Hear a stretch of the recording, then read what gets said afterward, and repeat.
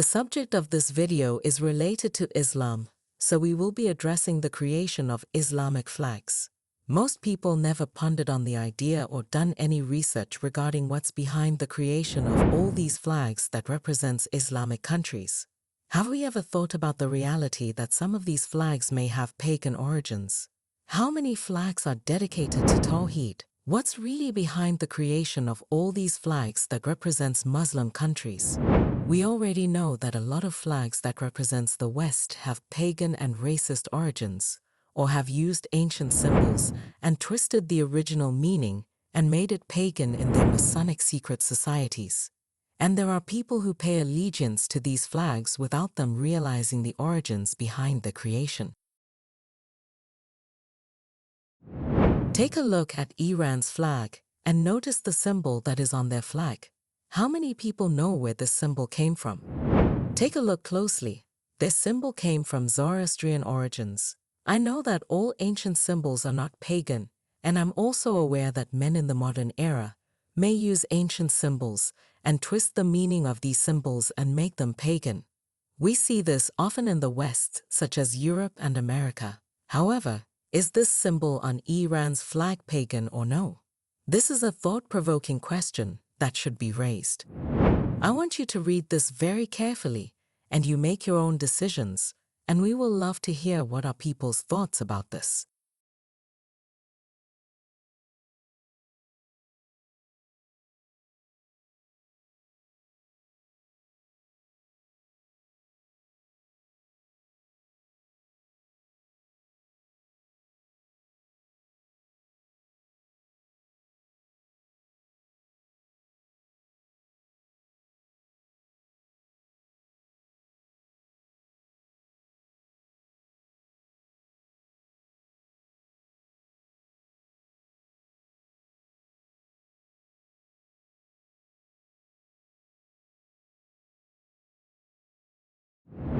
Now let's take a look at Iraq's flag. What they put on their flag is beautiful. In Arabic it says, Allah is the greatest.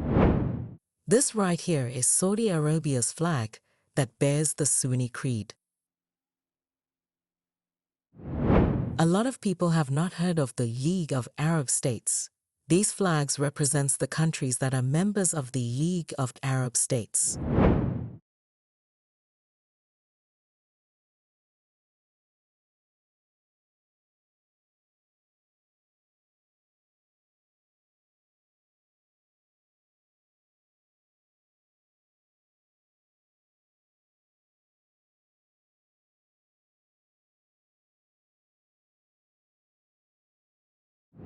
The star and crescent. It can be found on mosques and minarets, and on the national flags of many Muslim-majority countries, including Malaysia, Algeria, Tunisia, Turkey, and Pakistan.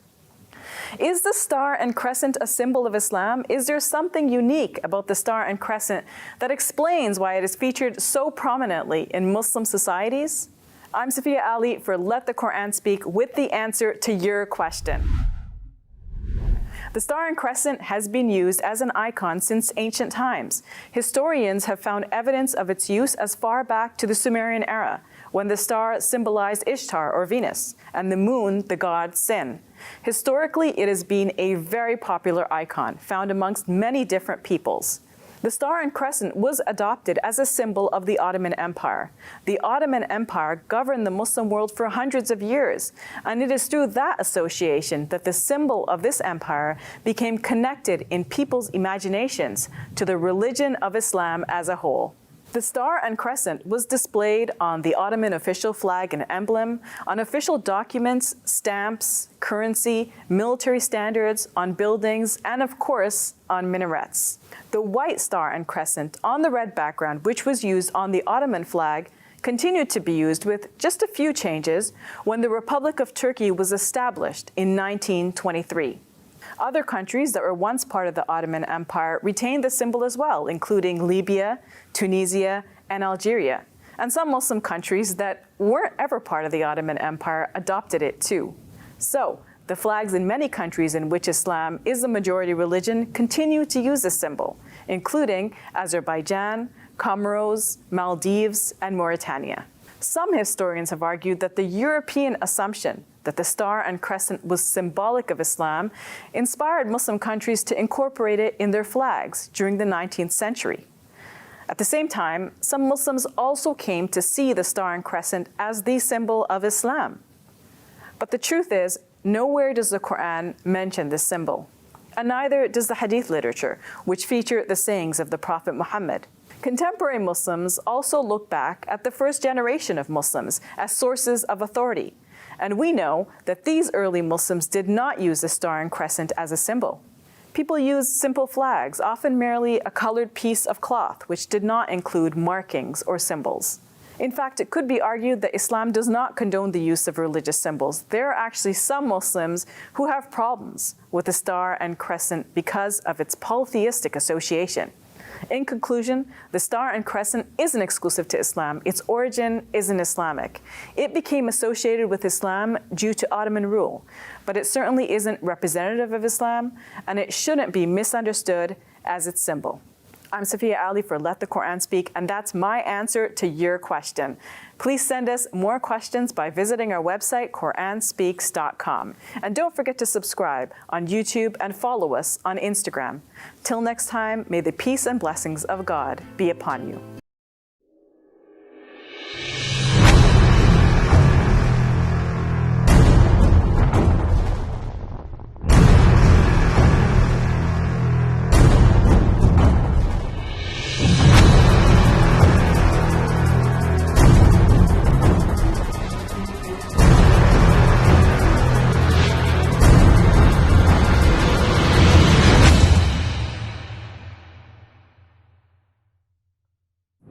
We are at the point of the video that we want to share with everyone.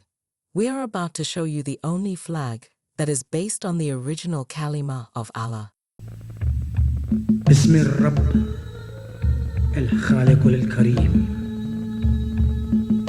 Begin all things with the illustrious name of the Sustainer, the generous Creator. In the very beginning was the Word. La ilaha illallah.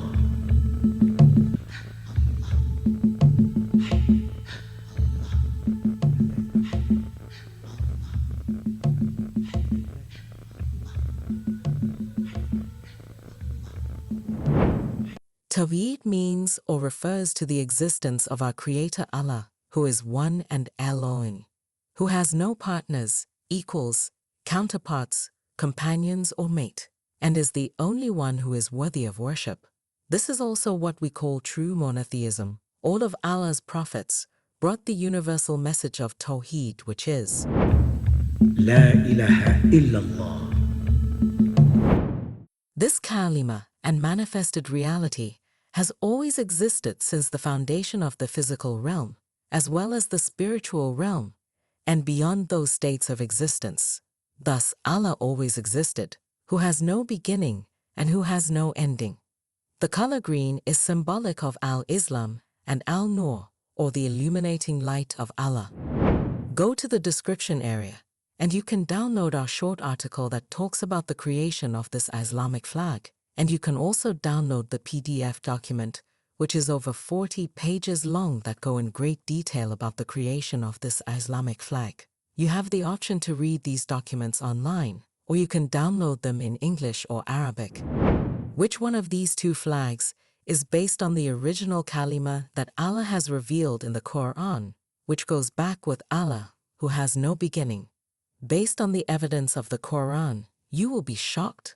This very important detail that all Muslims should know and be aware of is addressed in the document that is over 40 pages long. Go to the description area. You can read it online or download it in Arabic or English. Quran, chapter 2, verses 255. Allah, there is no other God beside Him, the living, the self-subsisting, the eternal. Never a moment of unawareness or slumber overtakes Him. To Him belongs everything in the galactic heavens and everything on the planet Earth. Who could intercede with Him except in accordance with His will? He knows their past and their future, and they cannot comprehend anything of his knowledge except what he wills. His dominion encompasses the galactic heavens and the planet Earth, and the guardianship of both of them is no burden for him. He is the Most High, the Supreme. We have the only Islamic flag in the world that is based on the true Kalima of the Creator that bears his name alone. Our flag is free from kuffar belief systems, paganism, shirk, and political corruption. Anybody is welcome to use this Islamic flag based on the true Kalima of Allah. People use flags for nations, organizations, hobbies, and even for content creation. The reason why people use flags are endless. You can download our short article or document that is over 40 pages long. We have provided links where you can download various videos of this flag as well as photos. Again, anybody can use this flag. It is open to the public. It is open to the world.